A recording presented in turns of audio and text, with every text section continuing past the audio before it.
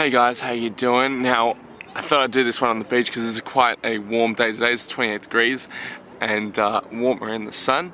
It is quite windy, so I made a little barrier, and hopefully you can hear this.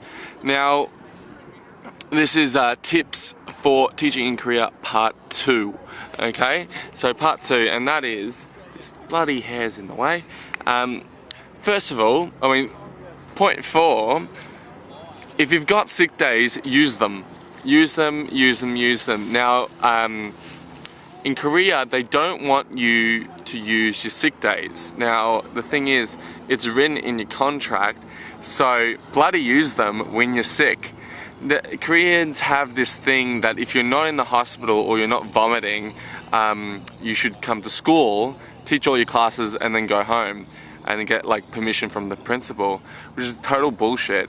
You know, essentially it's total bullshit. So, because you will get sick in Korea. Like, I got sick about every 2 months, because the pollution and the air is different, and the pollution from China and whatever. Now, yeah, it got to the point, I only used 2 sick days in Korea, which is, I should have used more. It got to the point where I was really, really sick, and I said I couldn't sleep all night, and I messaged at 5 a.m. in the morning saying I can't come to school, and I'm like, no, I can come. And then I went to school and I was really delirious, and people thought I was, fucked. And yeah, look, and I went and I was like, yes, I'm diligent, but what does it give you? Nothing.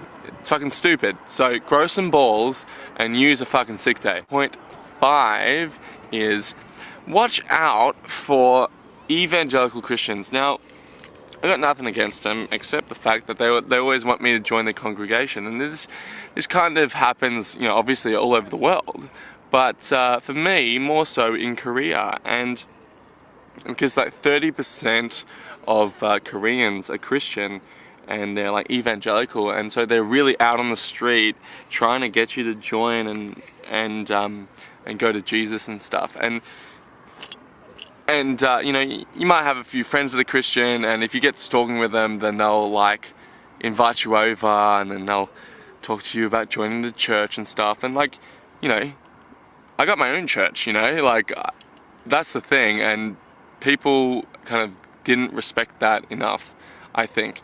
So if you've got your own beliefs, just say you have your own beliefs and stick with it, because people will try and get you to come and use kind of methods that are, hey, it's not church, it's just a this and it's just a that, and then they'll preach to you. And if you don't like that sort of stuff, yeah, so just watch out for that, But for me, it was okay. I dealt with it, and that was that. Which goes into my next point. Point number 6. If you do happen to meet a church person who is attractive and then you want to date, be very careful. Very, very, very careful, because you don't know how Christian they are on the spectrum of, like naughty girl to evangelical, devout nun Christians. And the thing is, girls as well in Korea, they have this other thing, is they pretend that they're innocent when they're really not. So you don't know. So I dated a Christian once, and yeah, look, it worked out. I got what I wanted for a time, I guess.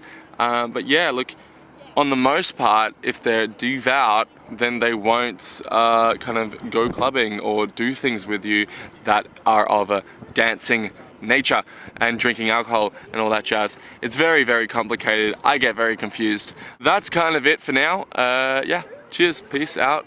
Enjoy the weather, surf, sun. I know in Korea it's nice and cold and shit, so suck some fucking balls, cunts.